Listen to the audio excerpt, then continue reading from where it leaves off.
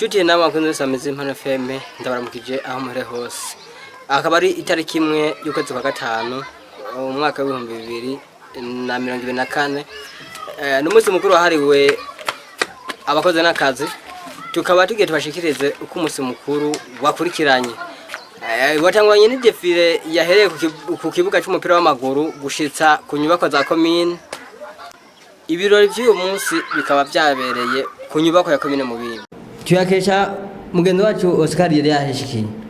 Nkuko bisanzwe bakunze Impano FM muri ko muradukurikirana nkuko mwabyumvise no munsi w'igenekerezo rya mbere rusama 2024 nkuko byabaye mu gihugu cyose ka mbere no mu makungu wa munsi wariwe abakoze n'akazi aho uwo munsi watangujwe wahimbajwe mu ntara ya Bujumbura mu gihugu cyose ndetse no muri commune yacu ya Mubimbi cyane muri commune yacu ya Mubimbi. Ibyo birori bikaba byabereye ku mugwa mukuru wa commune Mubimbi aho ibirori byatangujwe ni defile yahereye kuri paroisse ya Mubimbi berekeza ku imbere y'ibiro bya commune Mubimbi aho ibirori byari byitabwiye n'abene gihugu batandukanye bagize iyo commune ya Mubimbi. Hari hitabwe rero ibirori byo birori byari byitabwe n'amashira hamwe yigenga, abakozi ba leta eka nabikorera twabo, amakoperative eka mbere n'igisata c'indero kikaba cyashigaye inyuma, igisata c'amagara y'abantu. Abo bose niho bari bibereye aho byaboneka neza yuko baje koko baje kwerekana eka mbere no kurimbura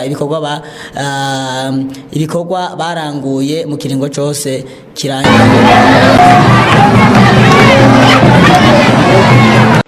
Inyuma y'idefile ndende haciye hakurikirako ibirori byaranze uyu munsi. N'ubundi reka tubaze mugenzi wacu yari yahishikiye. N'ubundi bakunze Impano FM mubanya mudukurikirana nkuko rwaduheje kubyumva. Inyuma y'idefile ndende haciye hakurikira ibirori byaranze uyu munsi aho byatangujwe n'amasengesho. Genukira neza mwami mwiza eheraba bwakeye ikomine yacu agira amahoro ari nyabagendwa abantu bose twishimye turavuze gwizina ryawe bihererwe icubahiro.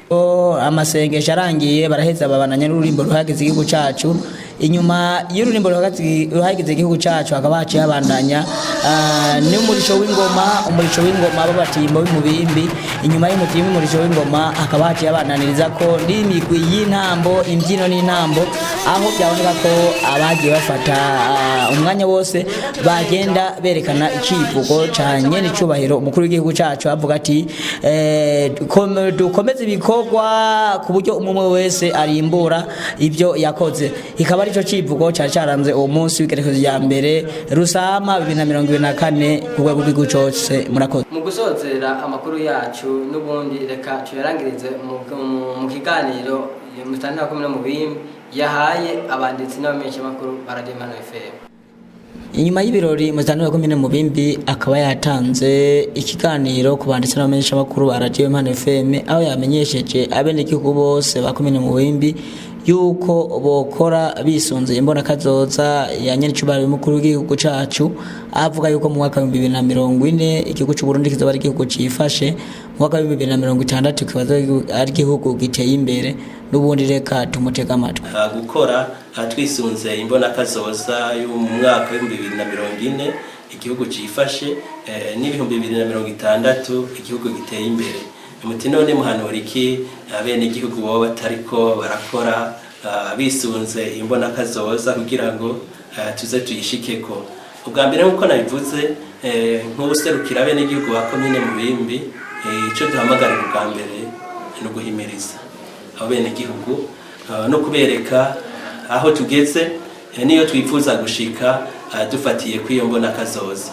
Inaco gituma twatanguye guhimiriza bene igihugu na cyane kugira baduza mikoro iyo mu rugo kubera irya mbona kazoza nitwoyishikako tudafise urugo wifashe, urugo rumeze neza, urugo rw'akarorero nkuko tubihamagarirwa. Ico rero tubwira bene igihugu nuko bwa mbere impanuro twama tubaha tuzihawe natwe n'abadukurira bo kwama bazifata nka nkama.